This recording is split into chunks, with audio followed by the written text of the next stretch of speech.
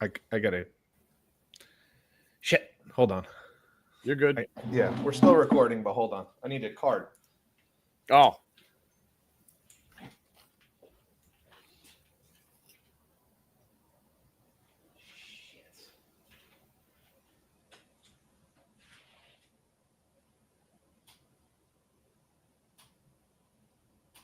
Shit.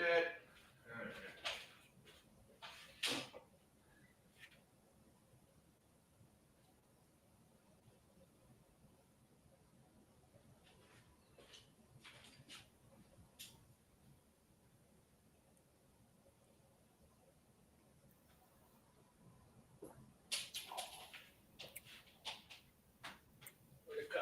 There it is.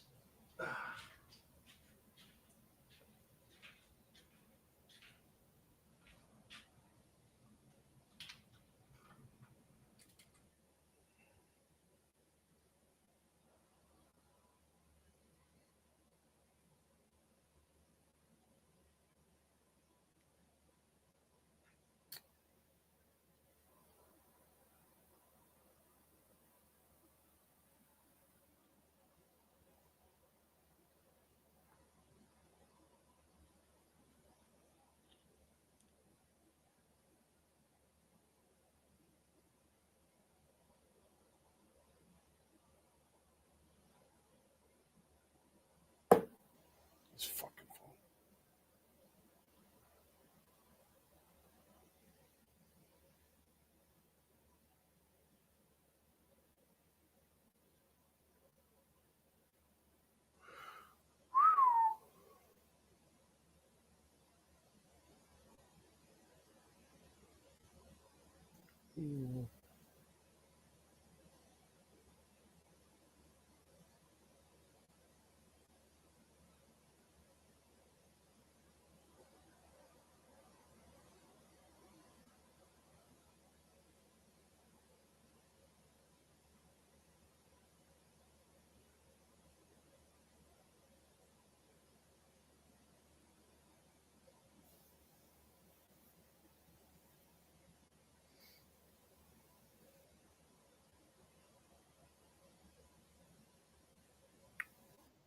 All right.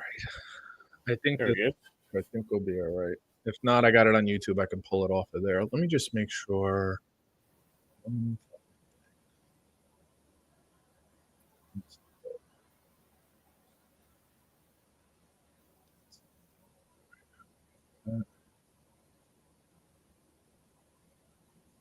One more thing. Hold on. Almost there. I think I got the SD card wet. How'd you do that? I was moving a pillow So on much porn? That'd be a better story. And I finished. I was moving a pillow on the couch, and I knocked over a cup of water, and I think it got out the fucking thing. So, all right, one sec. Where do I go to like microphones?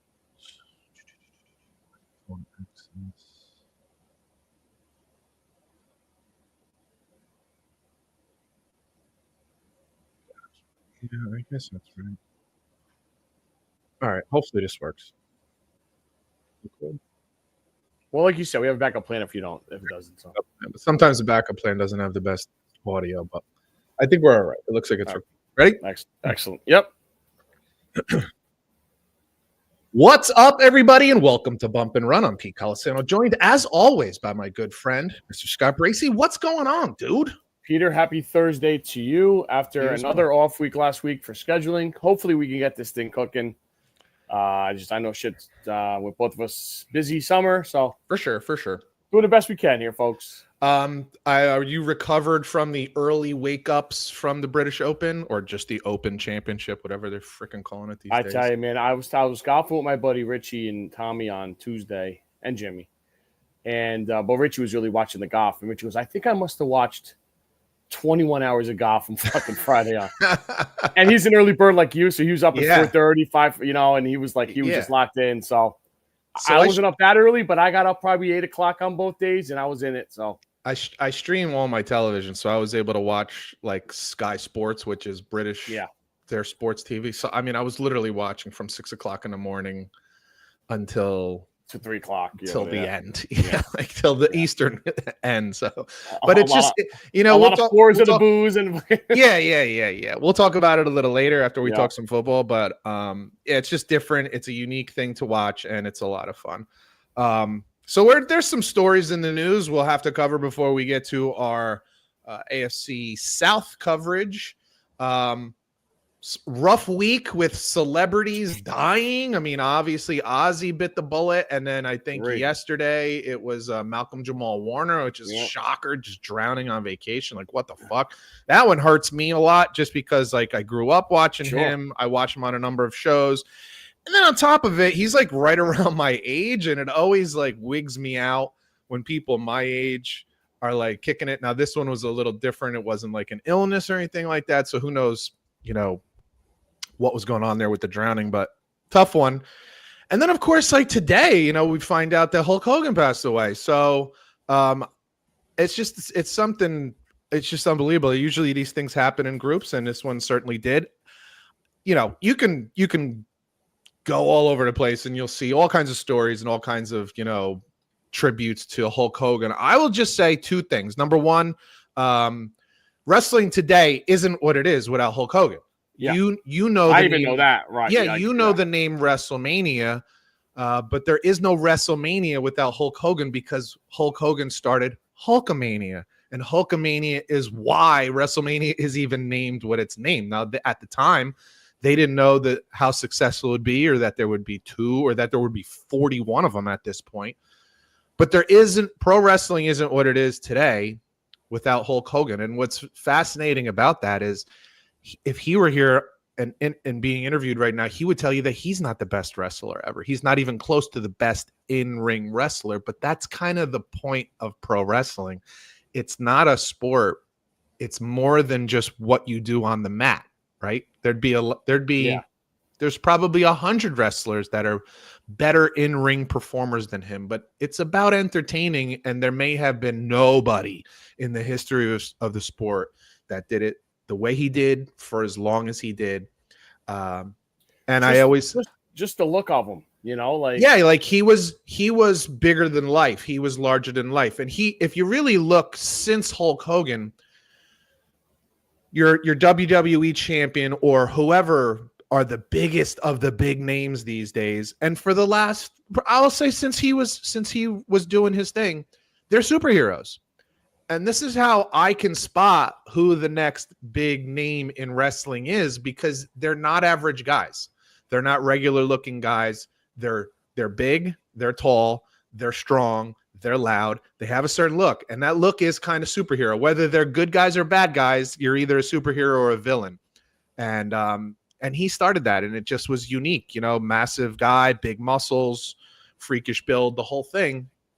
He just was very unique and started something very special. He knew that, and yet at the same time, you know, he was humble about his wrestling ability, but not humble about who he was. He knew exactly who he was and what his standing was in the business. You know what I mean? And he took full advantage of it. And the guys from the past will tell you, like, he you know, pulled power plays from time to time because he was fucking Hulk Hogan. But this is the kind of thing where I always say, wouldn't you if you could?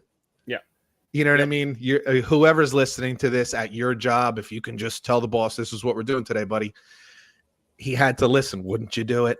Wouldn't you do it? I would. And listen, you got to know your worth, and no one's going to back you up more than yourself. So exactly. And he did that, and he took advantage of whatever he could take advantage of. And I'm not trying to say he screwed people over, but I just think I'm saying he put things in position for him to do best. With that said, especially later in life after he retired, he was very complimentary about a lot of other guys. He always said Ric Flair to him was the best wrestler ever. Ric Flair can make the other guy look ungodly good. So it's a hell of a thing. These things happen. It's the way it goes. Everybody comes to this point at some point. You and I will as well someday, hopefully a long time from now. But he'll be missed. And he set the table for all these guys that are making millions now. He set the table and made that possible. Knowing wrestling the way you do, this one hurts more than Ozzy. You know what's funny? I would say that globally, Ozzy Osbourne is a much more known person. I really do think Ozzy Osbourne is a known person with the obviously with his music and then with the TV show that he had running for a while. What I find fascinating is I went on Facebook today when I got home from work, and where the rest in peace messages were coming from was fascinating to me. Political people, people in show business, people in that sports talk people like us, from ESPN or Fox or whatever, like all walks of life. I've never seen so many for a celebrity passing as I did today for Hulk Hogan. And I got to be honest, I'm a little surprised at that because I think pro wrestling is looked at as kind of niche. Maybe it's kind of looked at as a little low class or something like that. I think it grows over time, and I think he was one of the forefathers of it, and I think There's that's no doubt. maybe why. I think that's why you're getting what you're getting. I think people realize whether you watch, like you're not a pro wrestling watcher, but you know what WrestleMania is, and you know how big an event it is. Right in your neck of the woods, I believe next weekend is SummerSlam. SummerSlam is an event now that'll be 2 days. WrestleMania became 2 days. Like wrestling has grown exponentially since he's been there, but it wouldn't have happened without him. So I think he was imperfect. He wasn't always the greatest guy, but I think there's a level of respect that comes with someone like him that's undeniable. That is just undeniable, Yeah. So yeah, I think that I just was surprised at where the well wishes were coming from. People that just talk the news. I was like, oh shit, okay. Like there's a guy down here. His name is Harry Hurley. He does political talk, and I've actually been on his radio show when I wrote my book. He doesn't talk pro wrestling. Like he'll mention the Yankees from time to time, but that's because he's a Yankees fan. But he talks politics and local news. And he wrote something about Hulk Hogan, and I was like, wow, like that's a global icon when you're getting stuff like that. Everyone from all walks of life mentioning you. So very important person historically in the entertainment business. So. Yeah, rest in peace to those two gentlemen and their families, and absolutely prayers to their families. Then the other news that came out today that you texted me a tweet about, and it's just what do we say? That there are teams in this league in the NFL that are, I believe you can say they're cursed or they just have bad luck. And I don't think this is a matter of like they're a chaotic organization. Nobody was thinking of that right now, right? But Justin Fields, it looks like he dislocated a toe. And to be honest, this is probably the best outcome that could have happened for the Jets because, they're counting on him to be their starter. And what I read just recently within the last hour is that he's day-to-day. Day-to-day? It's fucking July. Like, day-to-day? So he'll probably – my guess is he won't practice for a week. And then – Probably more than that. I don't know. When they say day-to-day, I would think day-to-day means we'll be conservative and we'll see you. We'll take another look. We'll think about it in a week. Let me take that back. He probably won't play in the first preseason game. When is that? Not next weekend, the weekend after. I don't know that that's true. Yeah, maybe not. I don't know. I mean, listen, he's only going to play a series or two anyway. Let's be honest. Okay, that's fair. All right. No, it's not like the olden days. Yeah, we'll get to that at that point. I don't know that that's totally true, only because he's not Dan Marino. He's not John Elway. Like he doesn't know the offense. But he uses his feet that much too. Yeah, but now with this injury, that might make it even more likely. So, but it's just when you sent that to me, I hadn't seen it because I was still working. And when I'm working, I'm like out on the road. I'm not like checking my phone for stuff. And I was just like, of course. I think I actually texted that back to you. I think I just said, of course. The black cloud continues. It's incredible. It's incredible. And we just mentioned in the last podcast that the best thing that's happened with the Jets is that there's been no noise. There's been no chaos. There's been nobody's talking about the Jets, which is a good thing because usually what they're talking about is controversy, whether it's Aaron Rodgers or whatever else, firing your coaches, your owners are pain in the balls, like whatever it is. They're usually talking about him for bad reasons. And it was just so quiet. We said how great a thing that was. And of course, then this happened. So you got to keep your mouth shut. It's incredible. It's incredible. To the AFC South we go. Indeed, sir. Let's start with the First pick in the draft last year, this past spring, the Tennessee Titans, who finished obviously fourth in their division. They drafted quarterback Cam Ward, first overall from, The U. Cornet Word, then Washington State, and then the U. Has been well-traveled. A guy they drafted, I believe, in the fourth round, who I like a lot, who can help him immediately at tight end is Gunnar Helm from Texas. Really good player. I thought he fell. I thought he was going to go second round. I thought Denver was looking at him early on. Really like this kid. They added offensive lineman Kevin Zeitler, defensive lineman Draymond Jones, and wide receiver Van Jefferson, who's been around for a little while. Big loss here, Pierre. I know you're going to feel this one. Our Steeler fans, quarterback Mason Rudolph has left the building. Yes. Everybody buckle up there. Devastating. Schedule. Some difficult games. Week 1 out of the gate at Mile High. With that defense, that's going to be a sure you're thrilled about that. Test. I'm not sad. Week 2, they host the Rams. Week 4 at the Texans. Week 9 host the Rams. At Week 15 at the Niners. Who knows where the Niners are going to be at that point? And Week 16 hosting the Chiefs. I'm sure Kansas City loves going to play a fucking bad Tennessee Titan team that could just make injuries happen for the Chiefs at that point. Yeah. I like a lot of what the Titans have done in this offseason. They're trying to build from the inside out. They're strengthening their offensive line, which, Jesus Christ, how many times have we seen bad teams draft good quarterbacks but not support them? I think I will acknowledge that, of course, you want to give a rookie quarterback weapons. I totally get that, right? But I think what people and teams are starting to learn is that what's more important than the weapons, and maybe the Patriots showed you this last year, maybe I almost said the Redskins, maybe the Commanders showed you this last year, maybe Houston showed you this a year before. Maybe what's more important than, definitely having weapons is to definitely shore up that offensive line and not put these kids under such immediate pressure. And I think the Titans have done that. What I don't like is that it looks now like he's going to be starting week 1 because Will Levis is out for the season. He was trying to rehab a shoulder injury. It just wasn't coming along. So now he's getting surgery, and it looks like he'll be out the whole season, which means Cam Ward probably starts now. I don't love that. I don't love that for any rookies. I think history has shown, even if you just give these guys a half a season, 8, 9, 10 games, it's better for them. There's a learning curve. It's hard. They need to see things. It's a different game than it was in college. It's not going to be as easy as it was. And the more often that they start early, it's more of a crapshoot. It's a 50-50 thing. So it looks like they'll start him. I hope they figure out a way not to. I don't know how they could possibly do that now, but we shall see. I still think they're going to struggle this year. I think it's tough. But I do like some of the things they're doing. They're building this team. And same thing on the defensive side of the ball. They're building it from the defensive line out. They're building it from the offensive line out. They have their quarterback in place. It's not going to be this year, but I think they're doing it the right way. If they go 4-13, coach gets another shot?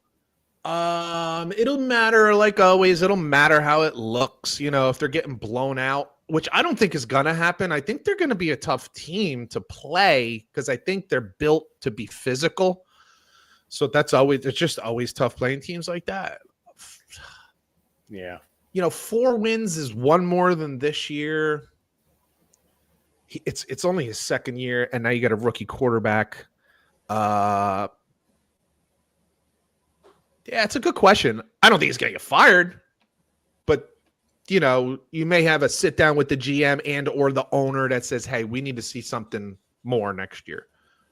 And more the next year might be something like 7, 8, 9 wins, which is not Super Bowl ready, but it's definitely improvement. And I don't think that's out of the realm, by the way, next year. I think something you're more likely to see this year is like somewhere between 4 and 6 wins. That's probably agreeable. Yeah. To the Houston Texans, 2-time in a row AFC South champions. Wide receiver Jaden Higgins out of Iowa State, their first pick. I think that was the second round. I think they traded out of the first round, if I'm not mistaken. with the Giants to get Right. Jackson you're Dart. right. Yeah. Running back at a USC, little fella, but very, very little scampering kind of guy, Woody Marks. They added offensive tackle Cam Robinson and guard Laken Tomlinson. They obviously lost Laramie Tunzel to replace him with Cam Robinson, who we both think that's an addition by subtraction. I know it doesn't look great on. I do. Yeah. The rest yeah. of the sports talk world doesn't seem to agree with that. I just look and I say, Tunsil gave up 9 sacks over the last 2 years. That is not an elite left tackle. I'm sorry. It's just not. So I actually think that was a good move. I think it was a bold thing to do, but I think it was the right move. I think bold, but they know him best. They see him every day. Yeah. Yeah. He's obviously a weird guy going back to the draft. For sure. And he's got some weed issues, and, I don't think the league is really looking out for weed anymore. But, as the, how do I say, like the guys who run the team, there's a difference between, this guy smokes weed at night to relax and get some rest and whatever, and a guy who is a weed smoker. You know what I'm saying? 100%. There's a fucking difference. And he comes across as I'm not trying to put the guy on blast and say he's got a problem, but you know what I'm saying? I think he's doing it more than just, I need to unwind and relax. No, he's running a cannabis fucking shop and stuff. Yeah. Out of the back of his, Escalade. So, So exactly. I actually think it's a good move. I think we're going to find out at some point this season that Washington isn't very happy with him. We'll see about that. But I love CJ Stroud. You brought up the point that who's he throwing to this year? And that's a valid point, right?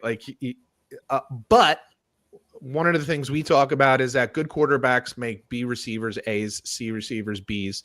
So he's in his 3rd year. I actually think this could potentially be a breakout season for him because he went through his we'll call it the sophomore slump, but I've said a million times, I don't think it's about the player getting worse. It's the league catches up to you.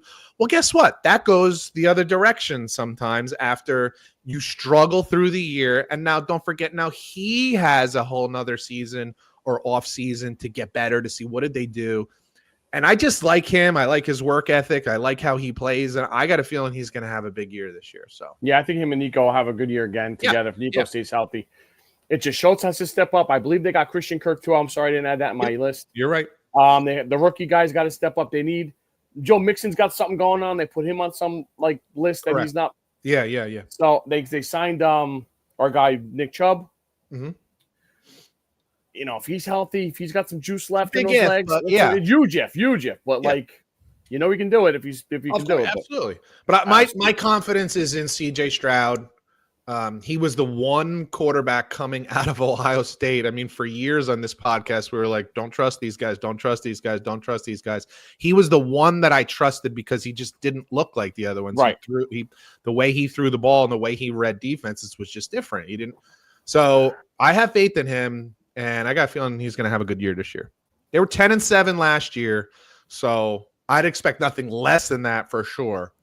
Really like the defense. They got 2 pass rushers, 2 corners. That's what you want. 2 pass rushers is a big deal. You know what I mean? And then don't forget, this is not exactly like a great division. It's not the NFC North where you're like, holy shit, any of these teams. They should dominate the division. There's quarterback issues. There's young quarterback issues. There's bad quarterback issues in this division. New coaches, weird coaches. They should dominate their division, and that fucking helps. Good weather, indoors. Yeah. So, yeah. Notable schedule: Week 1 at the Rams. Week 2 hosting Baker Mayfield and the Bucks. Week 5 at the Ravens. That'd be a fun game. Week 8 host the Niners. Week 9 host the Broncos. Week 12 host the Bills. In a month stretch, you got 3 home games against playoff teams. The Niners are perennial playoff team. And at week 14 at the Chiefs are getting backloaded with the AFC South, and I'm not too fucking happy about it, to be honest. It's funny.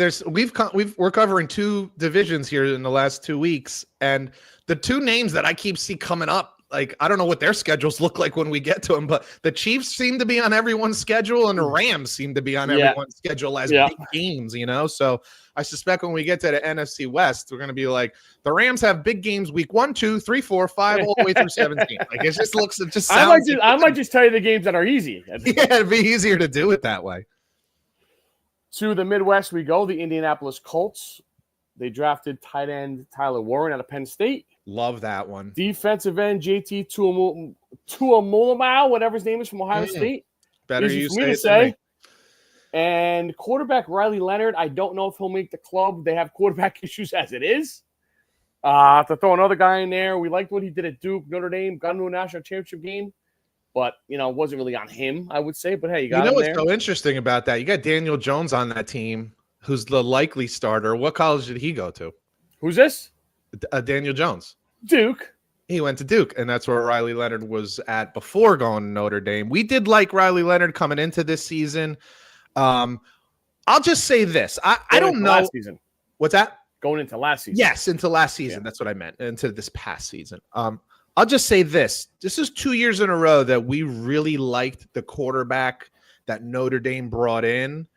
And I think both years we felt like maybe, and this is style, so they're a ground and pound kind of team, but we felt like maybe they didn't utilize their quarterback as much as, or as well as, or efficiently as they could have. Yep. What was the kid the year before from Wake Forest?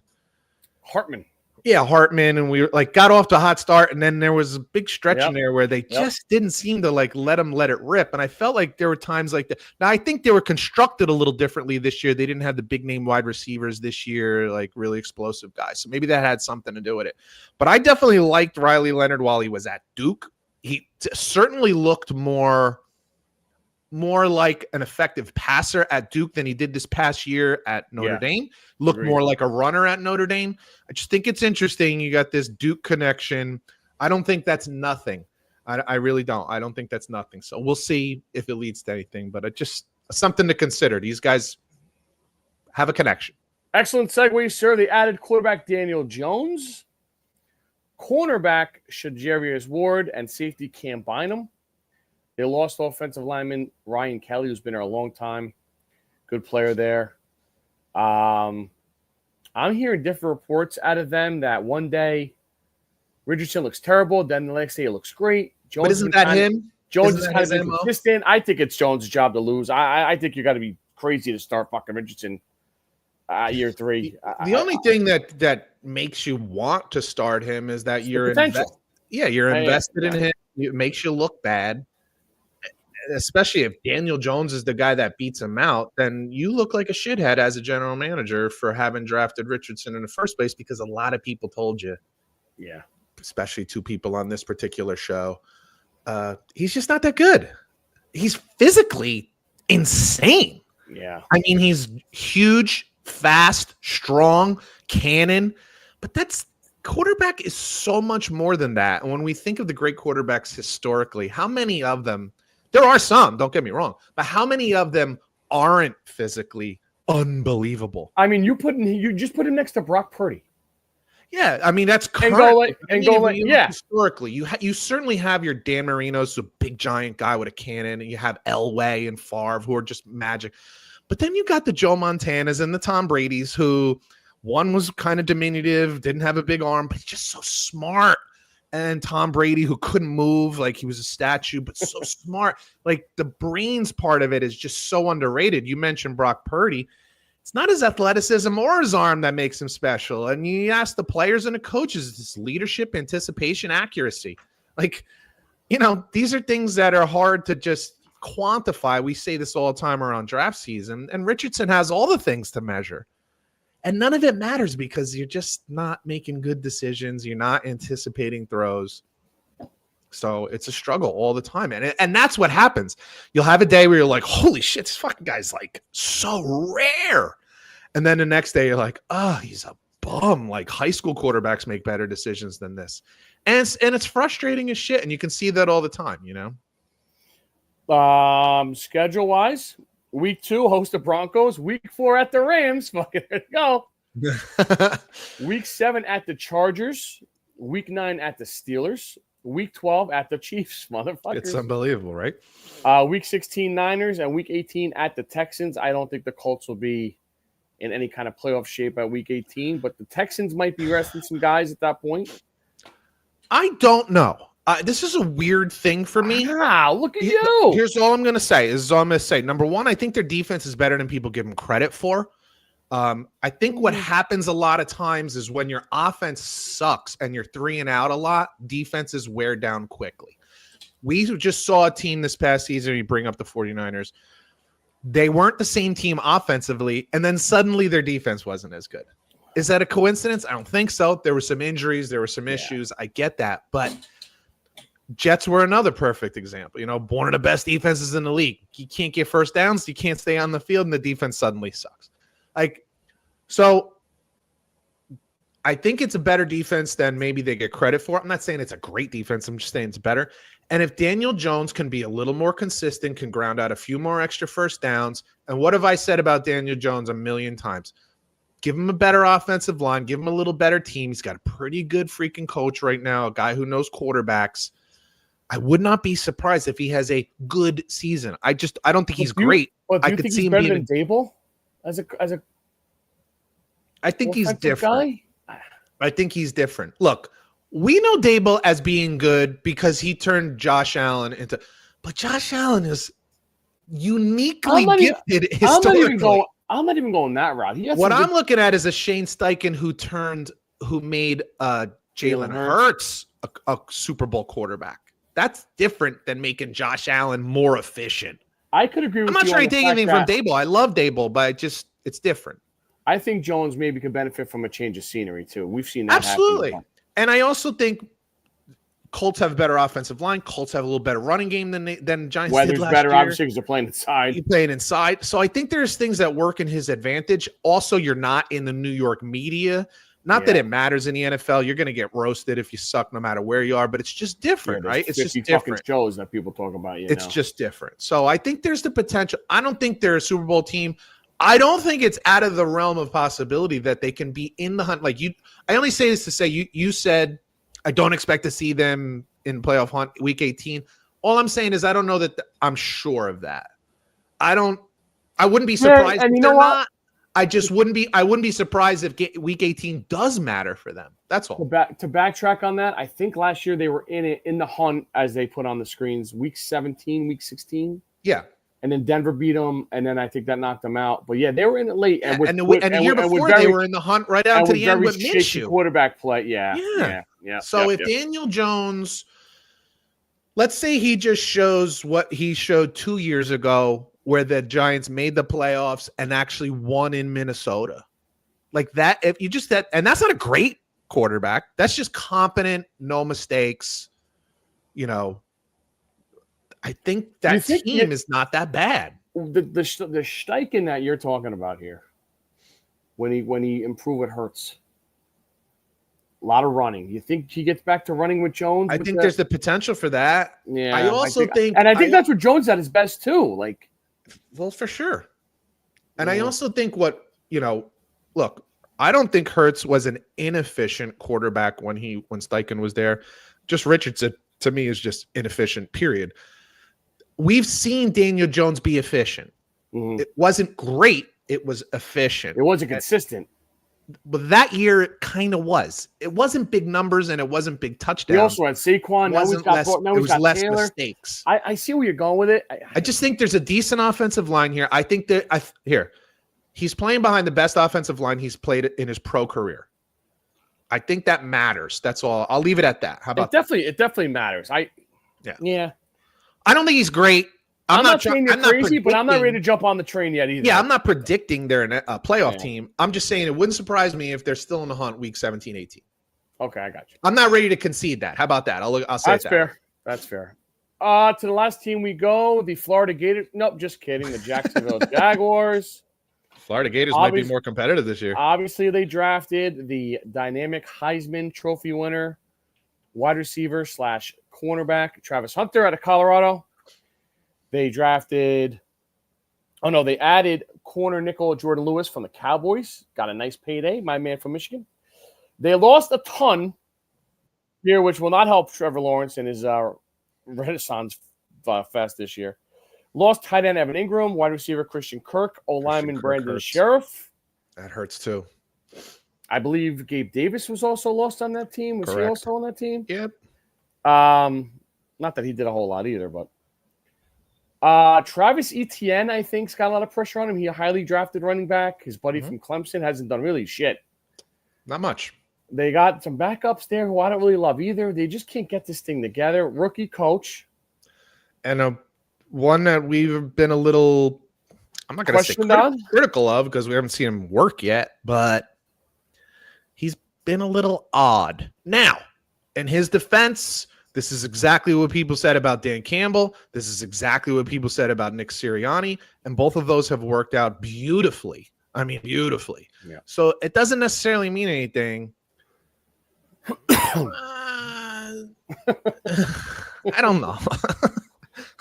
I don't know. Yeah. To me, this comes down to Trevor Lawrence. What Trevor Lawrence are we going to get? Yeah. Are we getting a Trevor Lawrence that loves football? Are we getting a healthy Trevor Lawrence? Are we getting a guy who's going to be more consistent to the tune of what he was 2 years ago? Went to the playoffs, made a huge comeback in the playoffs against the Chargers. This is the year of Trevor Lawrence, and I think it'll be very telling of what the Jags want to do moving forward. I think if he has another bad season, the media, the fans will start talking about he's not the guy, we need to replace him, and it'll depend on how bad it is, on how soon he's replaced. So just kind of heavy payday too, Peter. I have a feeling he's going to be improved this year. What that means for this team, it's hard to say. I gotta be honest, just so much turnover.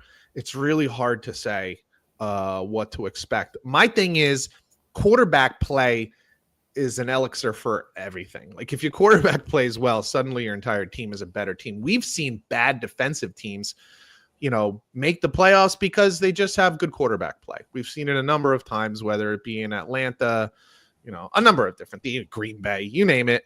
Because quarterback, I mean, you can scheme your way to better defense, even with mediocre defensive players. If you have a good defensive coordinator, if you have a good scheme that just fits the guys you have, you can be at least competent defensively. If you have no quarterback, you suck.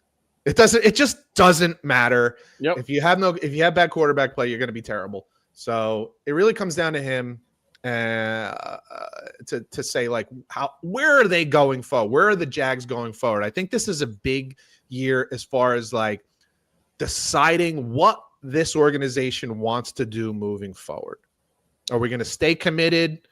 Not that they're going to get rid of him yet, because you just mentioned the new contract, but it doesn't mean you don't start looking or working towards a change.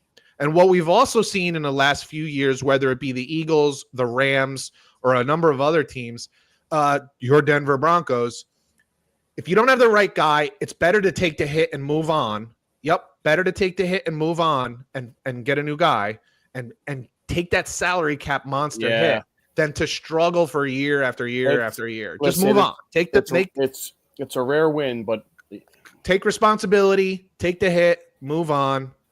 It's worked out for all three of those teams. Every single one of those teams it worked out for so far. Some notable games, week 2. This is going to be so like week 2 at the Bengals. You could totally see this fucking Jaguar team winning this game. Oh my God, 2-0. They're getting shit together. Cincinnati 0-2 again. Here we go. Goddamn, gave up fucking 85 points in 2 games. Whatever the thing is. Like, it's such a typical thing. Yep. Week 4 at the Niners. Week 5 hosting the Chiefs. Week 7 hosting the Rams. Rams, gotta be. Week 10 at the Texans. And week 16 at the Eagles. Denver Broncos.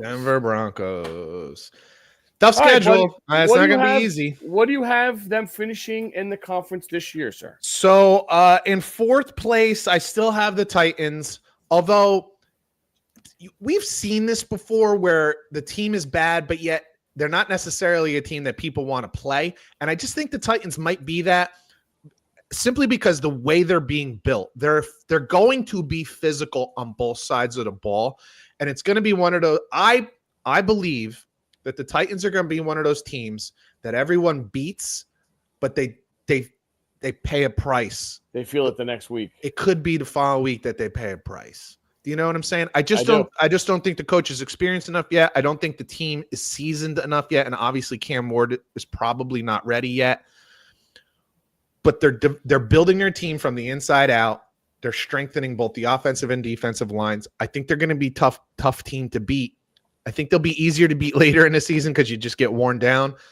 But I think the first half of the season, maybe through Thanksgiving or something like that, I don't think they're going to win a lot of games, but teams are going to pay a price. There's a cost to playing the Titans. Yep. But I still think they finish in last. I got the same thing. I got the Titans in last. I just don't think it's there yet. I don't love the coach, rookie quarterback, jumping right in, looks like, from week one. Not many weapons on the outside. The weapons they have are older. Calvin Ridley. Correct. Tyler Lockett. Yep. Now that can be helpful for a young quarterback to have real veteran wide receivers. But the question is, can they get open? The defense. Yeah, exactly. Yeah. Running back room's not terrific. I just think it's a tall task. Fourth place for me as well. Yep. My third place team, I think these next two teams for me are kind of close. Could be a coin toss, but I have the Colts. Even though I said to you, it wouldn't shock me if there was a chance for them late in the season. It still wouldn't, but I just think they have issues at quarterback. The rest of the team is talented. It's just a matter to me of with these two teams, who's got the better quarterback, and I don't think the Colts do. So I have them in third. I don't know, maybe somewhere around 7, 8, 9 wins I could see. I think there's the potential for 10. I think there's the potential for 10 wins. That would be because Daniel Jones gives you the version of Daniel Jones you got 2 years ago with the Giants that went to the playoffs where he didn't make mistakes, made just enough plays. They got a solid defense. So if he's not making mistakes, they're kept in games. And I do like Steichen, and I think he could do a good job with Daniel Jones. But that's the ceiling to me is 10. I think the basement is probably like 7. I got third for me. I got the Jaguars. I could see it. The Lawrence thing to me has not clicked. I think the longer it goes, the more pressure's on him. He just got paid. I don't love that. We had him on our list of AFC quarterbacks last year that are on last week that are on the hot seat this year. So for sure. I just said the running back room is not great. And I think this is where the running backs are starting to make an impact again on teams. We just saw with Barkley and Gibbs and all, And they make no mistake, the Colts want to run the ball. This is Jaguars. The Jags, they're going to want to run the ball. Yeah, so, they just can't rely on ETN, I don't think, at this point. Right. Yeah. They lost Ingram. That was Trevor Lawrence's favorite target. I know they have Brian Thomas Jr. He's a stud, but a lot of those numbers were fucking fourth quarter. He's throwing the ball, heaving the ball downfield, down 17 points. Yep. He's a great fantasy guy. I just don't know what they're looking at. Defense to me is not great. Schedule's tough. We just went off 7 games. There's obviously a couple division games in there that are going to be a pain in the ass. And we don't know this coach from Adam. It's a weird guy. Correct. I know the weird shit doesn't matter. It's been proven, but I don't love it this year. I just don't have a good feeling about it. I have the Jags in second. And like I said, them and the Colts to me, coin toss, one way or the other. I think it's the same thing. Their floor is probably 6 or 7 games, and their ceiling is probably 10. I just think what the fuck is his name? Quarterback. Trevor Lawrence? Trevor Lawrence. I wanted to say Travis. I couldn't get Travis out of my friggin' head. I have questions about Travis Hunter. I am so terrified. I got a bad feeling that he's not going to be. Too much on his plate? What's that? Too much on his plate? I don't even think it's that. I think he relied so much on physical ability and talent, and he was just so much more talented than everybody else last year. I'm seeing things that his technique on both sides of the ball. Yeah, I know. I saw that too. Yeah. Like coming in and breaking in and out of routes. Like he's so physically gifted. His technique is not there. So I don't know. But I just think Trevor Lawrence, I think he knows what we're just talking about here. That he hasn't looked great. Although he has at times. And I think he knows he has to show. He has to put that work in. And I think he will. It's the same thing for me, though. I think the floor is 7, and I think the ceiling is 10. And yeah, I'm thinking more likely somewhere in the middle of those two. So, 2 for me, I got the Colts, man. I think I didn't want to give it away when you were talking about it before. I kind of agree with you. They can be kind of sneaky, hanging in there late. I think if Jones stays healthy, I listen. I could be wrong here. I've been wrong before. It was a Tuesday. It was cold outside. No, just You're hungover. I think Jones wins this job. I just think he's more comfortable. Yeah. I think there's just too many good variables here with Steichen, Michael Pittman Jr. They drafted Tyler Warren, who I think could catch 110 balls. They have a couple other guys on the outside. Downs, Pierce. Line's good. Defense is underrated. Yeah, I think so. I think they could hang around late. I just like them more than the Jaguars. I just can't. The Jaguars have fooled me too many times. It might be me being salty, but I think it's fair. No, I think it's fair. My thing is, I'm looking and I say, who's better? Who's better at quarterback? I think Trevor Lawrence is better. Potentially. Question for you. I wanted to ask this. I want to save it for now. This thing goes off the rails. They can't decide between Jones gets hurt week 6. Richardson comes in. He's terrible. They go to Riley Leonard. It's a fucking shit show. Steichen gone? This is year 3, right? At least. It might be year 4.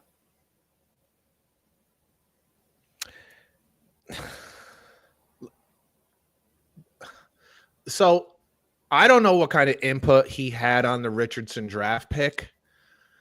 Yeah. So, this is one of those things where I'll say, if he was in the room and he was like, dude, get me this guy, I'll fix him. Yeah. That lands on you. We don't know that. Now, maybe there's some reporters out there that might have word or can find out. We don't have that information. If I were to find that out, if I somehow knew that, I would say, yeah, absolutely. The other side of it is if it was kind of a coin toss and he was like wishy-washy on it, then I'm going to say no, then he's not.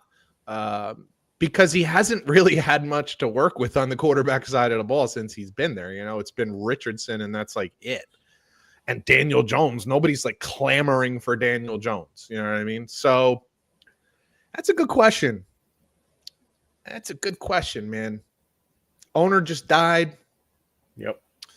Daughter's in charge. Is she patient? Is she more patient, less patient? That's a really good question. Thank you. I'll get back to you halfway through the season. All righty. I always say it's what it looks like, it's, and what's so funny is you can't just say, well, if they're all close games.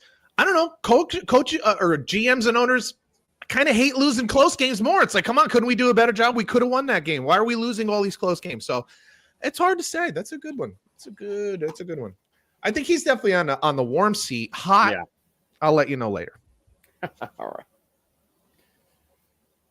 Your first place team, obviously it's the Texans for sure. CJ Stroud, we like the coach, we like the quarterback. They did make a change at offensive coordinator, so there's a little bit of an unknown there for us. But I have faith, and then, just the experience of being a 10-win team back-to-back seasons, and frankly, 10 wins this past season was a little bit of a disappointment, I would suspect.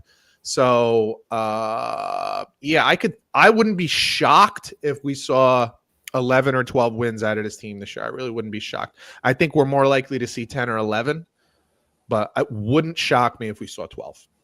Big fan of the defense. I think I like their defense more than their offense. You brought that up earlier. Yeah. I just love the idea of having 2 guys. How do you can't just chip one of them. You got to get after. That's a tough one. That's tough. Derek Stingley Jr., probably a top 3 corner in the league. Yep. Stroud, very good player. Nico, very good player. Again, they got to step up at running back and tight end. I think addition by subtraction on the O-line. I think they know what they're doing. I think this has been building a build. And listen, they've been in the show. They just want to add to it now. And they're in the right division. And I think clearly they're the best team in the division. I think they got the best quarterback hands down. Yep. So I think so. So we have a little bit different at second and third, but we could see that swing. For me, that's like a coin toss. Yeah, me too. Me too. If you were like, dude, you really believe that? No. I can see you could flip flop the 2 of them, and it wouldn't shock me at all. I wouldn't be surprised at all. So last week we did AFC quarterback hot seat, and I saved the NFC quarterback hot seat for you. Now, to be honest with you, I look at the list that I have here, and after I do the list, you can, if you think I missed anybody, you feel free to bring them up. It's not as hot as some of the AFC seats. And again, for different reasons, right? We talked about this last week, that there's different reasons for a guy to be on a hot seat. Sometimes it's just, are you going to maintain being a starter in this league? Sometimes it's like, are you going to elevate your team to what it's supposed to be or what people have expected it to be?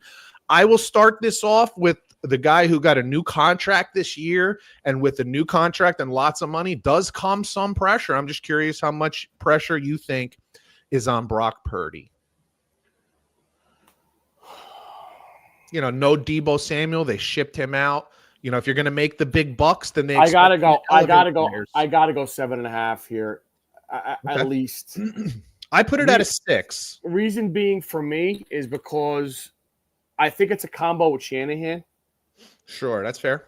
The money, they stuck with him. They got lucky taking him after they whiffed on fucking Lance. Incredibly lucky. The window to me is closing. No, Ayuk's a fucking pain in the ass. This guy, I don't know what his deal is. Debo gone. I know they had a good rapport there. Kittle got paid another year older there. I think we talked about a couple weeks ago. I think maybe it's a 2-year thing. Then his body probably shuts down on him. Isn't Jawan Jennings Jennings requested a trade, but he just came out and said he did not. So I don't know what's going on with that. He wants more money. He's a little unsatisfied with Ricky Pearsall coming off getting shot, had a good back half last year stepping in. So I expect him to be better. I expect him to be very good coming out of the gate. I'm sure they do too. Probably a third wide receiver there, which is great. Defensively, they lost some guys, so I think they're going to need Purdy to score some points. They're going to need that offense to be clicking. Yeah. So I think with that window, and McCaffrey obviously is the biggest factor in the league. I think obviously a healthy McCaffrey changes everything. I mean, I'm not inventing water here, but right. That's a huge if too, dude. Like that's two sore Achilles tendons last year. That's good. Scary as it gets. Yep. Watching all these Achilles injuries go down the NBA. So I think the seat's hot. They just paid him. They haven't won a Super Bowl. That's what it comes down to for me. Is $55 million, whatever it is, 50-something million. And the reason it is the Heat like that is because the argument has been, well, they have such a talented team. And I always just say, show me the team that wasn't talented that won the Super Bowl. Like, where are all these bad teams but great quarterbacks that win? They don't exist, or they're very rare. But last year, injuries, he wasn't being paid, and they kind of sucked. And that's a lot of people point to him. I still thought he played pretty damn well last year. The defense was bad, but that doesn't matter. Like, the reality is you get paid, pressure comes onto you, and now there's more pressure because you're paid, because the argument was you're on the cheap, you were the last pick in the draft, they get to surround you with limitless talent, and now they can't. So now you have to step up. And there's a part of that to me that is fair. I think he can, and I actually think he will, but it's fair to put that pressure on him. That's what comes with being the highest paid player on your team. The pressure is you now have to perform regardless of circumstances. Josh Allen doesn't get to say, well, I didn't have Stephon Diggs this year. One of the complaints I have about Cincinnati is they gave so much money to 2 wide receivers. If you have a top 5 quarterback, you don't need 2 $30 million wide receivers. You're struggling. You can't sign a top defensive end in Hendrickson. Like, top tier quarterbacks are supposed to make good receivers great. So that's the pressure that's now on Brock Purdy. You're getting paid as a top 10 guy. You need to play like a top 10 guy without necessarily being surrounded by top 10 talent. Yep. And we'll see if he does it. I think he will. But we'll see. That's where the pressure comes from. And you bring up you got one of the best offensive minds as a head coach in the league in Shanahan. So with those two things, you have to perform now, and that is pressure. That is pressure. You got California media and NFL media in general is tough. And if he stumbles, he's going to get murdered for being not good enough for that money. This is what happened with Tua, right? We see this with Tua. He'll show great at home and early in the season against bad teams, but then he doesn't play well on the road against good teams or in the cold. You're getting paid like a top 10 quarterback. And if you don't perform, you get heat. And I think it's fair. I think it's fair. Next name, Kyler Murray. I'm going to go 5 on this one. Number one, nobody gives a shit about football in Arizona.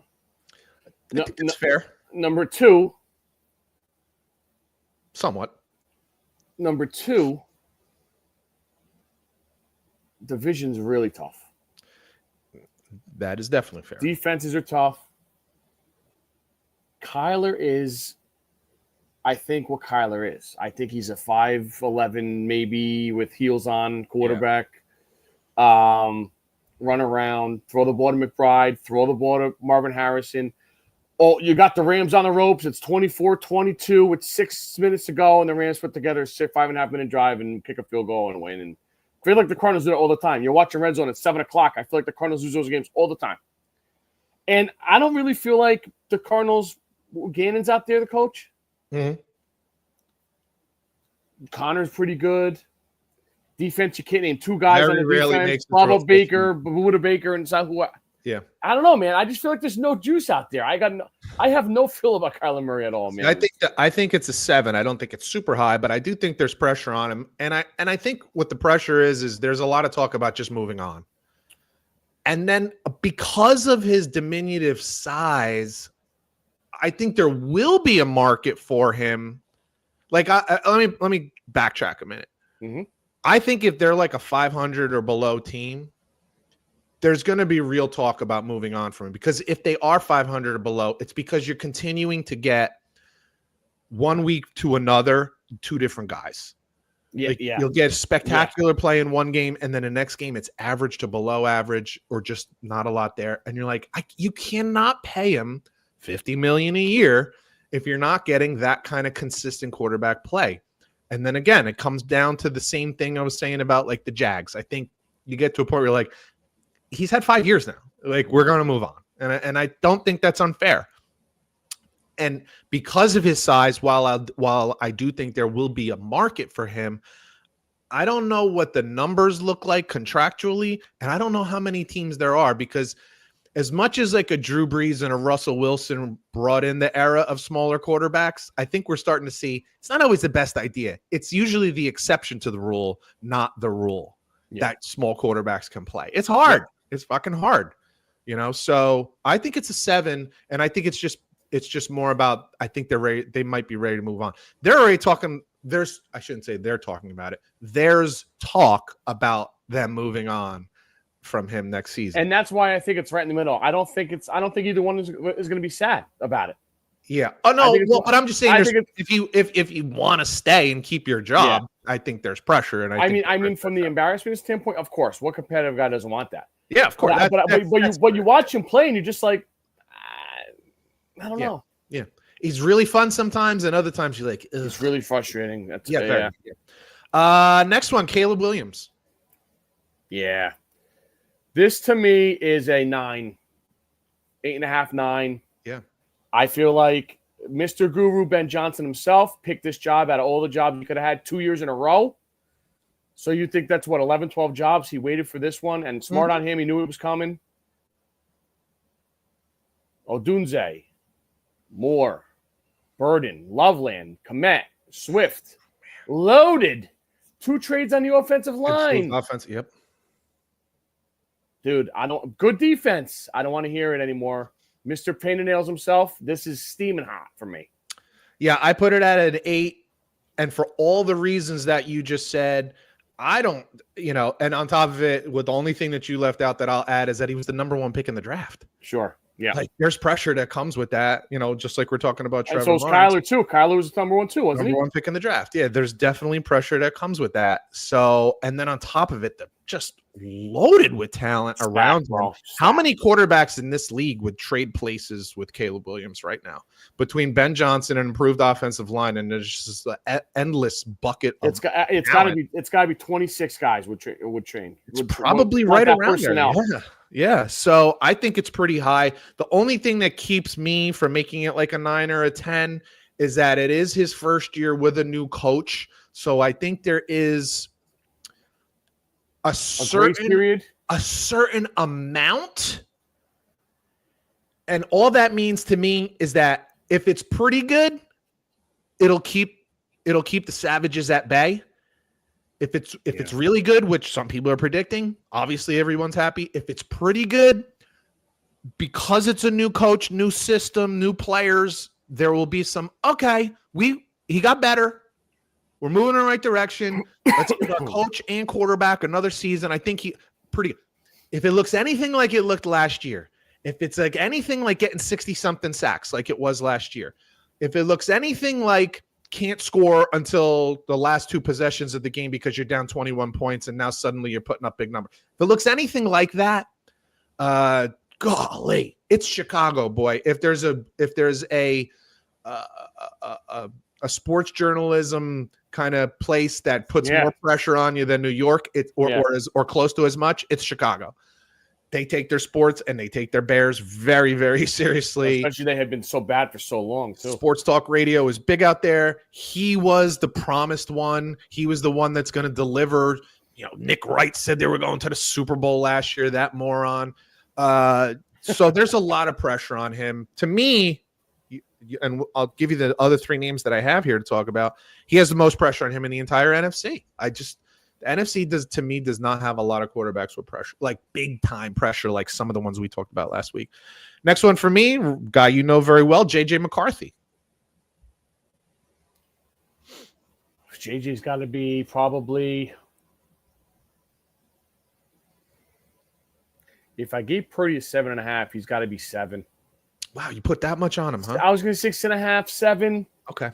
The thing is, no one watched more JJ McCarthy than me, except maybe his parents. The kid's a winner. The kid's a winner. He's got 2 studs on the outside, stud tight end, a year removed from a knee injury, which I like a lot. Good offensive line. Good running game, good offensive line indoors. However, he hasn't played in the year. I mean, he's been playing since like March, April now. He's been back through it, but not a huge major injury, knock on wood, just a meniscus. It wasn't like a rotator cuff or an elbow or ACL. Achilles tendon, ACL. You got to put some pressure on because they won 13, 14 games last year. So, I mean, they're not going to do that again. Yeah. But he's got to make the playoffs. Yeah, so the pressure for me, I put it at a 4. That's a little too low for me. Just because I think he's kind of looked at as a rookie. And the only pressure to me that really comes of him is that it was a very good team last year. And up until the last 2 games, Sam Darnold fucking was on an MVP tear. I mean, he was really seriously part of the MVP conversation. And, a lot of people in Minnesota and other voices around the NFL were like, you're going to sign Sam Darnold, right? Like, people, do you take the known or do you go with the unknown? And that's what JJ McCarthy brings, is the unknown. And that's the pressure that I think he's under. Like, if he stumbles out of the gate, I think what you get from sports media is, man, they had an opportunity to sign a guy who threw like 38 touchdown passes and you didn't? Like, wow, what wasn't it a mistake? That's the problem. Yeah. Like when Joe Burrow, do you even know who the quarterback was before Joe Burrow? Do I know who the quarterback was before Joe Burrow? If you give me a second. Do you know who the quarterback was before Josh Allen? It's like Tyler. It's Patrick. Oh, was it? Or was it the do you know who the quarterback was? I know, before, JP Lawson, is that what you were going to say? You know what I'm saying? Like who the quarterback was before CJ Stroud. Right. Yeah. You're not following up somebody that he's and what's so interesting about it is that people gave the Vikings shit for signing Darnold in the first place because it's like he sucked his whole career. Why would you want him? And he goes bananas, and then you just take 1 year of that and move on. That's the only pressure that I see on JJ McCarthy is if he stumbles out of the box, very few touchdowns, losing games, and he's in such a tough division that that's not unreasonable. I don't know what the first 3 or 4 games looks like for them, but with that said, it's just like he's a rookie. There's a lot of talent around him. I don't know how much true pressure. He's not going to lose his job that quickly. Right. No, he's not going to not be the starter. So that's what I mean by like the only pressure I see is kind of the ghost of Sam Darnold more than anything. So speaking of, how about Sam Darnold? How much pressure is on him? I think you got the. I think for me, I got this one at like a 4. Okay, so me and you have these 2 guys reversed. Yeah. Like I think Funny, Sam Darnold I put him at a 7, and I think it's because it's really going to be up to him to prove that he is a starter in this league, or are you just a product of what's his face over there in Minnesota? O'Connell's offense. Yeah. Yeah. And now you don't have O'Connell. You don't have the Minnesota Vikings talent surrounding you. Well, that's another thing I was going to say. They play in the Great Northwest. Always raining. Defensive head coach. Tough division. No more DK Metcalf. That's no more Tyler Lockett. Yep. An older Cooper Kupp. And always injured Kenny Walker. Right. A decent offensive line, though. Decent defense, but I think this guy took another paycheck and he's just gonna go drink his Starbucks and have some fun, man. Okay. I mean, that's fair. That's me. You gotta. Yeah. I get it, but I just look at it as like this is the year. Now, what's funny is if he has a decent year this year, next year, Matt, I would put less pressure. I say then the pressure goes down to like a 5. Yeah. Like, let's just say he goes 30 touchdowns, 12 interceptions. They go 10-7, first round of the playoffs, lose in the first round. I think his pressure level goes down to like a 5 next year, because then you would look at that and you say, he's a starter. Like, he's clearly a starter. That's 2 years in a row with 2 different teams, 2 different offense coordinators that he played really well. I think the pressure goes down. I just look at it as it's not the pressure like to win a Super Bowl, to raise your team up, like we may have said with like a Josh Allen or something like that. Yeah. It's the pressure. Are we sure he's a starter in this league? Because he hasn't been until last year. Yeah. We kind of laughed at Minnesota for picking him, and then he went bananas. Can he sustain that? And if he doesn't, here's my point. Here's what I'll say. And he's in a tough division, so who knows how this is going to go, right? If they go like 6-11, 7-10, don't you think Seattle's instantaneously looking for a quarterback in the draft? I would say so. Yeah. Right? Yeah. That's pressure to me. And it's not unlimited. It's not 10. I think it's a 7. I think there's some pressure on him to perform, or he's, I got you. And I don't know what the contract, like, I don't know what how it was written, and can they bounce him after one season, how much of it was guaranteed and all that kind of stuff. But what's the small print say, right? Yeah. All right, last one for me. And it was a 3-year contract anyway, so it's not like a massive. This is either going to be Jordan Love or Jared Goff. Neither. Wow. Who you got? Yeah, neither. Because I think both of them have medium pressure on them. Yeah, probably right. I think they're both like around a 5. There's expectations, but Jared Goff lost his offensive coordinator. He would have to go in the shitter for things to go really bad. The funny thing is with Jared Goff, I think expectations actually came down this year because of the turnover with the coaching staff. And by the way, that's fair. Yeah, it wasn't just the coordinators. They lost 8 assistant coaches this year. No, that's a lot, man. Yeah, man. Like, that's a lot. And then I just think because it's Green Bay, I just don't think. Oh, I know. There's a lot of pressure on Luck. I know who it is. Jane Daniels.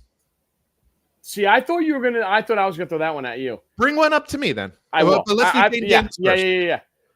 Yeah. See, this to me has Bo Nix. See, you said to me Bo Nix is probably like a 3. Yeah, I think so. Jaden Daniels to me is probably the same. You think it's that low? I think it's that low because it's the fucking Redskins. Like, they're not going to go to the AFC Championship game again. Like, they're not. Like, isn't there an expectation to, though? I got guys on ESPN telling me that he's just outside the top 5 as far as best quarterbacks in the league. See, I got a little pump the brake thing here for Jin. Me and you were on this from fucking November of 23 when he was playing college football. Maybe earlier. I think this is a maybe pump the brake spot. Not sophomore slump, but what you say with Stroud. Deep, everyone kind of learns how to cover him better, guard him better, defend him better. Brian Robinson's a good running back. Listen, there's a reason why the Niners traded Deebo Samuel and the Texans traded Laramie Tunzel. Terry McLaurin's not happy. I was just going to bring that up. It's very vocal there. He plays hellbent for election. He's very skinny. He can get banged up. We've seen him. And what have we said a number? What have we said a number of times? How many games last year did they win that we were like, they should have lost that game? Right. You can make an argument that if they lost the games that they frankly should have lost. They don't even make the playoffs, and we're not talking about them in the NFC NFC. And what do the football gods usually do with that? They usually balance those things out over time. They flip them on their ass. So give me a number as far as pressure, not expectation, but Pressure for me. I'll give you a 4. Yeah, I could put it at 5. I just couldn't come up with too many names, and I'm just like, the only thing that's pressure is, can you repeat what you did last year? And I don't think they will. But I don't think they're going to be bad. So no, it's not going to. And he's still really good, and he's going to make spectacular plays just because of who he is physically and mentally and all that stuff. So I don't think the fall off is going to be totally put at his feet. And because of that, I think the pressure number is probably like a 4 or 5. Yeah. So who were you going to say? Michael Penix? Yeah, only because Kirk's still there. Which I can't imagine. You think he's still going to be there when the season starts? I don't know, man. It's getting late early, isn't it? Funny. Are the Jets looking at Kirk Cousins because Justin Fields is thing? But now here's the thing: if you're the Jets, you want to just fucking bag it and then get the number 1 pick, or do you want to go out and win like 7 games and pick 9th? Arch Manning is on the board, right? And there's some other guys that are out there that are on the board. So yeah, I would rather Nussmeier, Tank Aller. I like Nussmeier, by the way. I do too. And don't be surprised. We'll do a college football preseason look down the road as we get closer to September. Yeah. But I think LSU might be pretty good this coming season. But yeah, Brian Kelly's a cock, but he produces some pretty good NFL players. Eventually, he does well everywhere he goes, man. And I know the SEC is a different animal than he's been in anywhere else, but yeah. LSU is a different animal as well, especially when it comes to recruiting, NIL money, all that stuff. So, yeah. Yeah, that's right. I just do Penix out just because I thought maybe if he's rocky early, Cousin comes back in. But I see what you're saying. I don't think the pressure's there. I actually think he's going to do really good this year. I do too. They did it the right way. I don't know. I think they're going to be in some shootouts, which is fantasy football, which is fun, and that's right up Michael Penix's alley. Yeah. Like he's a shootout kind of quarterback. Who did they play in the first round of the playoffs last year? They didn't make the playoffs. And the last game of the season. It was almost like a playoff. Was it game. The Panthers? It was like a 50-49 game. It was like a shootout, right? With Bryce Young. I forget. Was that game? I don't know if it was Carolina. I think it was somebody better. But then it was only New Orleans or he was kind of going because that was the division game. Yeah, maybe it was Tampa. I don't know, but I remember like watching him. Like, this kid is not afraid. No, he's not. Like, he was throwing touchdown passes. He was throwing BBs, and I'm like, I'm telling you, this is the guy. And he, they lost, but he looked good. He looked like a talented young quarterback. The defense gave up fucking 48. I mean, what are we doing here? Need to make some improvements over there. Joe Burrow world. Oh, man. Peter, sad news in golf. We've reached the end of our Masters season. Majors season. Yes. Now, such a good lead-in if I can only speak English. The 2025 British Open has closed. Surprise, surprise, Scotty Scheffler wins by 4 strokes. His 4th major. He is 1 away from the Grand Slam already. He's missing the U.S. Open, which he could wrap up next year, which would take all the steam out of Rory's boat fucking a year later. God, right away. God, right away. Goodbye, sir. Some genius asshole on this podcast compared him to Tiger Woods about a year and a half ago. And other genius shot that down quickly. And I thought he was a little, because here's where I'm going to go with. Let me interrupt you. Before you make your point, let me interrupt you. What do we always say about what we do on this show? Don't piss into the wind. Oh, no. That's what we say after the show. We always say we're ahead of everyone else. We say things. I remember this was a political talker on television. He used to say, Andrew Wilkow, he used to say, if you're 1 step ahead, you're a genius. If you're 2 steps ahead, you're a crazy person. Mm. And how many times on this podcast have we been told you're fucking crazy? That's ridiculous. That's retarded. That's stupid. Sometimes by us, but to the other, right? But it was crazy at the time. But I think, as usually is the case with us on this podcast, we see things coming before others do. And this just happened to be my turn to see one of those things. So I'm go ahead. giving you full credit here with bashing myself, but to stick up myself for a little bit here, I thought at the time you were right. Yeah, at the time it was too early because I didn't see the eye test. You know, we always say how hot is a coach's seat? What depends what it looks like. Right. What Scotty's done for last year, and God damn it, if he didn't get arrested in that stupid fucking bullshit, he might have won that. He might have won that one. No, I know. Which I was thinking about. Was that a U.S. Open? I think it was a PGA. I think it was a PGA. Okay. I think. I don't remember. It was one or the other because it was in July definitely. or May or June. So yeah. But dude, I'm sitting there Sunday. I'm going, son of a bitch. I'm laughing to myself about that. But now that I've seen it for a year and he's won the fucking Players and he's won 2 Masters and he's won and just how he's doing it and so calm and you know how he doesn't have a natural swing. Right. He's changing putters. And he just doesn't want any limelight. He just wants to go home with his wife and kid. Yeah. I think what gets me too is there's no star power there. So when you compare Tiger to Scotty, I'm like, dude, I can't see it. But the way he golfs, I understand what you're saying. Purely in the results, yes. He is not the charismatic character that Tiger Woods is. Plus, no family history with the right. There's black, that. Plus, let's be fair.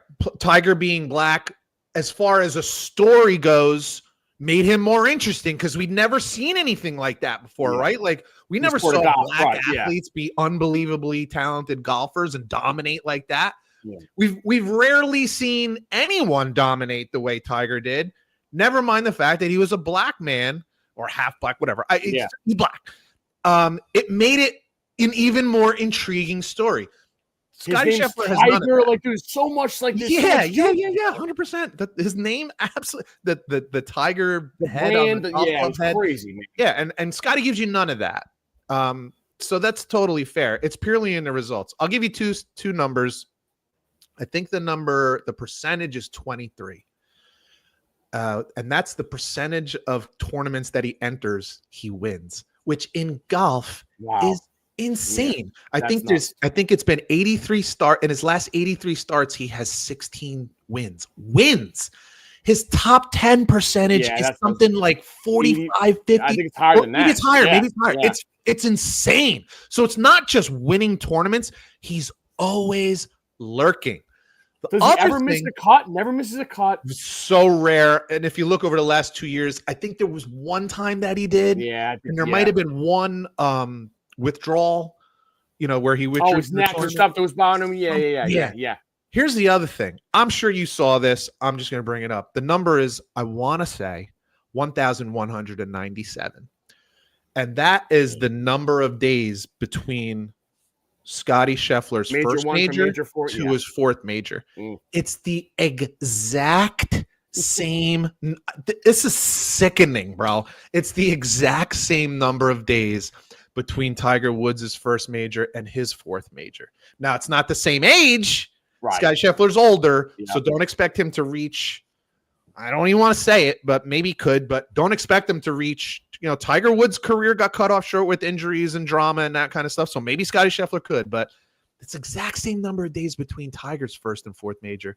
That's bananas, bro. That's bananas on a wild level. The funny part you bringing that up is I saw that, and that's what made me want to give you credit. Because I'm like, oh yeah, that's same pace. That's too fucking close to home where I gotta get people credit here. Yeah, he started winning majors significantly later than Tiger, but he's on exact same pace. DeChambeau was in the post game, they're all giving him credit. Like, I played with this guy growing up because he was terrible. Now he's like the greatest golfer on the planet. And that's all credit to Scotty. You can I'm not taking anything away from him. 100%. Yeah. The other thing that gives that lends itself to the comparison to Tiger Woods is how he does it. He's winning going away. These are not close competitions. He crushes in the Masters. Yeah. He wins by 4 or 5 strokes in a PGA in the Open Championship. And the last thing I'll say about it is the first time since Tiger that there's one guy and then everybody else. There's one guy in the field, and that's even how you can bet the damn thing. It's Scotty Scheffler or the field. And then the last thing I'll say, because our friend Mike Dean from Dean Dome Sports, he'll send us his lineup. That fucking degenerate. No, I love what you done, Mike. You keep sending them, babe. I like rooting for you. Yeah, he he was talking about his fantasy, lineup for golf, and he says you can't even put Scotty Scheffler in there. You can't get any other golfers. Yeah, you can't get anybody else, and that just says it all. Like there's him, and then there's everybody else, and the downside of him not being as charismatic as Tiger is it's not as fun. It's fun to watch him play, but there's not the character behind it, so there's not that part of it, Tiger. But the funny thing is, to me, that's what actually makes him more comparable to Jack Nicklaus, because Jack Nicklaus wasn't necessarily as loved, or definitely wasn't as loved as Arnold Palmer, because Jack was quiet. He just went about his business, family man, did his thing. But that also gives you an advantage from week to week because he's a little more grounded. You know what I mean? And Scotty Scheffler being as grounded as he is, I'm certainly not going to predict Tiger-like career, in the end, 15, 16 majors, whatever we want to call it. But it gives him an advantage that he's so grounded, because that's what keeps him so steady, solid, and consistent from week to week. It's a hell of a thing to watch, dude. And he tears these courses up like nobody else. I watched Rory. Rory was playing good. These guys just are making more. They're just making more mistakes. Not that they're making a lot of mistakes. Look at these guys played really well. Scotty just makes almost none. And one last thing I'll say before you go. There was a hole on Sunday. Yeah, he's got a big lead. I think he had a 7-stroke lead, 6-stroke lead, something like that. He double bogeys, and you're like, oh, this is where it happens. This is the crack in the armor right here. Next hole birdie. Yep. You're like, forget it. Like he just it's just different. It's different than everybody else. And he doesn't stay in ruts like other guys will stay in ruts. Harris English finished second. I think he's a lock to make the Ryder Club team now. He's been playing good golf. Really well. Chris Gotterup coming out of the left field, won the Scottish Open, and then came in third place here. Rutgers kid, dude. How far does he hit the ball? Holy shit balls. He just powders the ball. It's crazy. Fourth place, Mr. Wyndham Clark. I can't stand him. I don't like his face. I don't like anything about him. What he did in the U.S. Open. I know, but you got to like all the Americans dominating the leaderboard, right? And then Matthew Fitzpatrick finished fifth, but that was like the only one that wasn't there. Yeah. Well, I got two things for you real quick. Rory made a run. You mentioned him on Saturday, but like Scotty didn't even tee off yet, and then all of a sudden, you like the end of the day, you're like, yeah, Scotty's fucking like 8 strokes, like 7 strokes above him. Like, holy shit, man, this is crazy. Like, and what's crazy about Rory making his run or playing well, and some of these other guys, they played well. I'm not trying to say like, look, it's a hard course. Like, it's the British Open, it's the Open Championship, whatever you want to call it. Yeah. Like, you're going to make mistakes. Golf it's just riddled with mistakes and rough and tough shots. That's part of it. And like, he just makes so fewer. Sky Scheffler just makes so fewer than everybody else. Yep. What I'm trying to say is I'm not throwing shade on these other guys because they made more mistakes. They made very few mistakes. It's just he makes almost none. It's one more thing, and then we could go to trivia. The best live golfer of the year for me in the majors, DeChambeau, hands down, right? He hasn't lost. He's such an oddball. And the way he plays is so like unethical. Not on like on what's what I'm looking for? Not normal. Non-traditional. Non-traditional, thank you.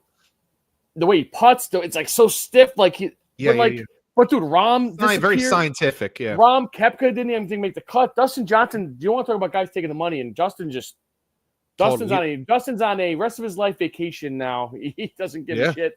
I think he's even said as much that he wants to play a couple more years and then you enjoy into the sunset. Yeah. And listen, God bless him if that's what you want to do. Yeah. I mean, let's be fair. The life of a pro golfer is a grind. I mean, you're at a different city every week. Now, you could say that about all pro sports, I suppose, but it's a grind, and the season is significantly longer than other sports as well. You're away from your family. It's you look at like for how many years was Jordan Spieth, and you see it with Scotty Scheffler. He never misses tournaments. He's in every fucking tournament, know? So it's a grind. So if you've gotten a contract for $100 million from LIV,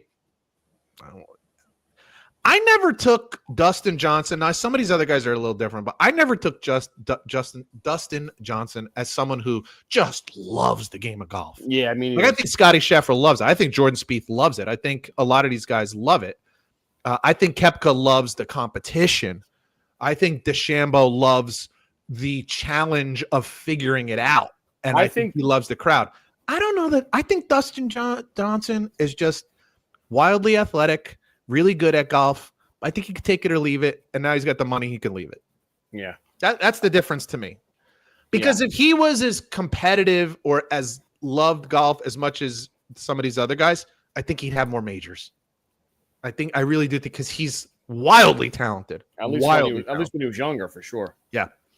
All right, Bob, Sky Trivia. Let's hit it. Let's get some music going here. Let me know when you're ready. Go ahead. Let's fire it up. Derek Carr. Oh, no. Is first all-time in TD passes with the Raiders. The Raiders. Who is second? Kenny Stabler comes to mind, but Rich Gannon, Kenny Stabler, Jim Plunkett, Darryl LaMonica. You threw the Darryl LaMonica thing in there. Plunkett started with the Patriots and failed miserably. I'll go with Kenny Stabler. Kind of like Sam Darnold with the Jets. Kenny Stabler. Kenny Stabler is correct. Yes. Hot start, baby. Let's go. Derek Carr, 217. Kenny Stabler, 150. So that record's going to hang for a while. It looks different like game. Different game. Yeah, different game. Peter, who's the all-time leader in receiving yards with the New York Football Giants? New York Giants, all-time receiving yards? Receiving yards. One more time. All-time leader in receiving yards. Here we go. Odell Beckham Jr., Tiki Barber, Amani Toomer, Frank Gifford. I just don't like that you threw Frank Gifford in there. But in the last question, you had the top list, so maybe you know that he's in the top, but he's not the top. Wasn't he a running back? Frank Gifford? That was before my time, brother. Yards? Receiving yards. Yards. Tiki Barber's interesting, too. He was there for a long time. To me, it's between Amani Toomer and Tiki Barber. And Toomer would have been with Eli probably, right? In the early years of Eli. He had Kerry Collins, right? And he had... Did he have Dave Brown, too? Yeah, Kerry Collins, too. And he might have had some Kurt Warner a little bit. Well, Kurt Warner only played, 10 games? That wasn't like... Right? Was that only 1 year? I'm going to go with Tiki Barber. Oh, you talked yourself out of it. It was Amani Toomer. Amani, not a Toomer. God damn it. It's a big number, too. Amani's safe, I think, for a little while, too. Shit. If Odell stayed a Giant, he would have broke it, I think. But Amani, 94-97 for Amani. Good player. Is Tiki Barber anywhere on the list? Yeah, I think he's third. I think Odell was second. That's how fucking. Yeah, I know. Yeah. Okay.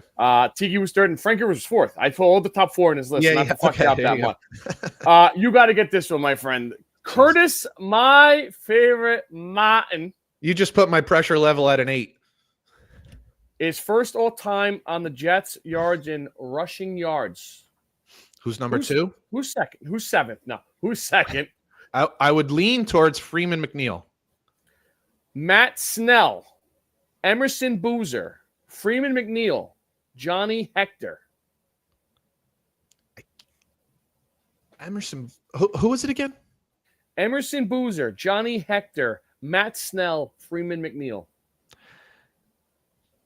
It would be between Freeman McNeil and Emerson Boozer.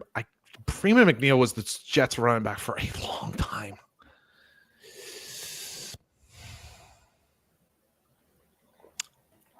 I got to go with Freeman McNeil. I was saying, don't fucking outthink the room here. Freeman McNeil. Okay. Because Emerson Boozer was part of the championship team, so that's why I kind of, was leaning on, because they were there for a while. Those guys were, people don't realize the Jets were, the guys that were on that team. There was a wide receiver, I can't think of his name right now, and obviously Maynard, Don Maynard. Yeah, Don Maynard, and then obviously the quarterback. Namath? Jesus Christ. What are you drinking over there? All the names. Water today, of course. That's the problem. You're probably right. Those guys were on that team for a while, dude. They were on a team for a long time. Like one championship There's an argument to be made that one championship was a bit of a disappointment because they were a talented team for a long time. The defense was very good. Like, obviously, they shut down the Colts in the Super Bowl. So anyway, but Freeman McNeil was, do a little Jets history here. That was the era, like the early parts with Richard Todd and then Kenny O'Brien against the Marino years. You know what I mean? And Freeman McNeil was there through all of it, through the Altoon, Walker, a lot of those guys. So yeah, he was there for a long time. That doesn't surprise me. But you know how it is with trivia. You can talk yourself out of it pretty quickly because those guys, like I said, Boozer was there for a while and he was very fucking good, man. So what are we watching this weekend, my man? Friday night, tomorrow, be at the Yankee game watching those shitbags play baseball. Not fun lately for them. Saturday, is the golf tournament's not great. What's it, the 3M? 3M Open? 3M? Yeah, where is that, by the way? You know where that is? It doesn't say on the screen right now. Yeah. Scotty Scheffler winning? Oh, no, he's not in it, probably. Probably still winning. Yeah. Saturday, probably some Yankees as well. And Sunday, I will be golfing at Black Bear. So I will be doing my own thing. I will not be I'll be watching SmackDown tomorrow night, but this will be a light weekend for me. I'm going with my girlfriend to her son has a big flag football tournament down in Conshohocken, Pennsylvania, right outside of Philly. Very cool facility. It's these tournaments are a lot of fun. And flag football, I don't know if you've noticed, flag football is growing like exponentially. They had national championships on TV last weekend with 14 and under, 10 and under. And the team from Brick, which is who I'm associated with, I guess you could say, they went to the championship for 10 and under and lost in the championship. So that Brick elite team, all those teams, they're pretty damn good. So I'm expecting. What position does he play? He plays like a receiver. He'll snap it and then he's a receiver. He's one of the leaders in touchdown receptions, so he does very well. And he's playing up. He's technically an 11-year-old playing on 12U.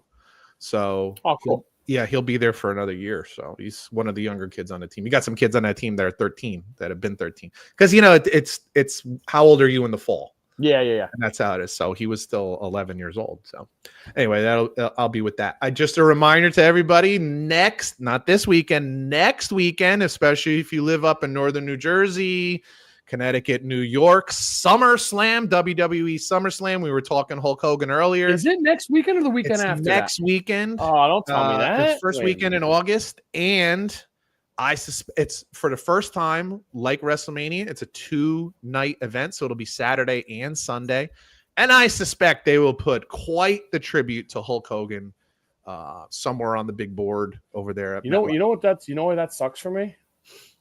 Yeah, you're right. The fucking Hambos this Saturday, second. They're gonna have that place is gonna be a goddamn zoo. Yeah, have fun with that one. Is that during the day? Oh. Is the Hamiltonian during the day? That's 12 o'clock. So all right, so you'll be at it because SummerSlam's at night. Yeah, but they're probably gonna get there like not at 12, but they're probably. Well, I don't know that people tailgate like they do for an NFL game, but yeah, people tailgate for what? Yeah. By the way, I want to throw this out there for anybody who knows a bar owner or is interested in this. News came out this week that the WWE signed a contract with Fandango. I don't know if you saw this, but they signed a contract with Fandango that in certain movie theaters, they will show the pay-per-view. And you can go and watch the pay-per-view with your friends, family, whatever, other like-minded folks in movie theaters. I heard a story last week. It was posted on Facebook. A bar up in Brick, River Rock, had a Love Island, I think was the show. It was the finale, I think, of Love Island. So they offered anyone who was interested to come and watch Love Island finale at the bar. They had seating set up and everything.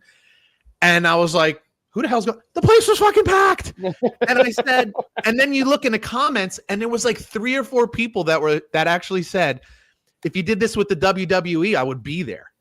So, hey, if you're a bar owner, there's an audience out there that if you get the pay-per-view, you could fill the place. Now, they're usually on Saturdays, so I guess you don't need it on a Saturday, but they do it. Buffalo Wild Wings does it with MMA, UFC events. So why not? I think it would be cool if an Applebee's or a Houlihan's or something like that. If you had WWE pay-per-view, I'd go. everyone loves to be, you know how it is. Like if you go to a bar and they have a bunch of Denver Broncos fans, or if you have a bunch of Giants fans, like it's nice to be around like-minded people. So be a good idea to, listen, WWE Monday Night Raw pay-per-views for sure, but Monday Night Raw SmackDown, they get the same ratings as like lower level NFL games on a Sunday at 1:00. Why not? Why not do it? You get a pretty good audience. So anyway, some more money in their fucking pocket. Why not? For Scott Bracey, I'm Pete Calisani. You've been listening to Bump and Run. We'll catch you guys next week. Later. It went longer than I thought. Yeah, me too. I was like, oh, shit. An hour and a half. This tournament's in Minnesota, by the way. That's a hotbed for golf, yeah. Minnesota! All right, dude. I'll have this out later tonight. Sounds good, brother. Talk to you later. Later.